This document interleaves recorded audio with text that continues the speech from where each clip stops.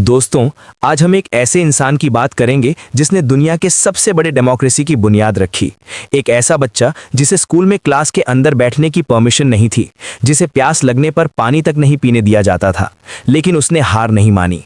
उसने अपने अपमान को अपनी ताकत बनाया और बन गए the father of Indian constitution. ये कहानी है डॉक्टर भीमराव रामजी अंबेडकर की। 14 अप्रैल 1891 को मध्य प्रदेश के मऊ में भीम का जन्म हुआ।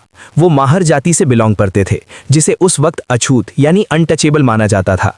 स्कूल में उन्हें बाकी बच्चों से अलग एक पुराने बोर यानी सैक पर बैठना पड़ता था।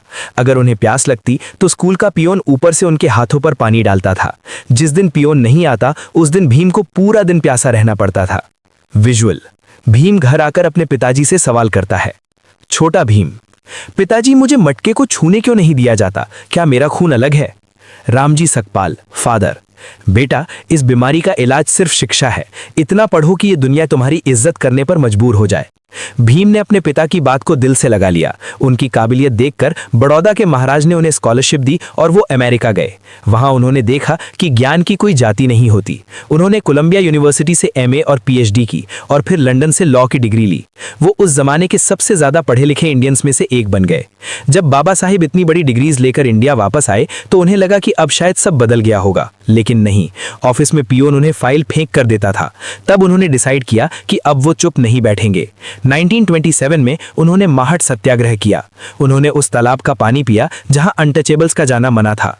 उन्होंने कहा, हम यहां सिर्फ पानी पीने नहीं बल्कि ये दिखाने आए हैं कि हम भी इंसान हैं। इंडिया आजाद हुआ तो देश को चलाने के लिए एक रूल बुक की जरूरत थी। ये जिम्मेदारी डॉक्टर अंबेडकर को दी गई। उन्होंने लगभग 3 साल तक दिन रात मेहनत की। उन्होंने ऐसा कॉन्स्टिट्यूशन बनाया जिसमें सिर्फ दलित्स नहीं बल्कि हर औरत, हर मजदूर और हर गरीब को बराबर का हक दिया गया। उन्होंने हमें राइट टू इक्वालिटी दी। बाबा साहेब का एक ही मंत्र था, एजुकेट, एजिटेट, ऑर्गेनाइज, यानी शिक्षित बनो, संगठित रहो और संघर्ष करो। आज अगर हम आजादी से सर उठाकर जी रहे हैं तो उसमें उनका बहुत बड़ा हाथ है।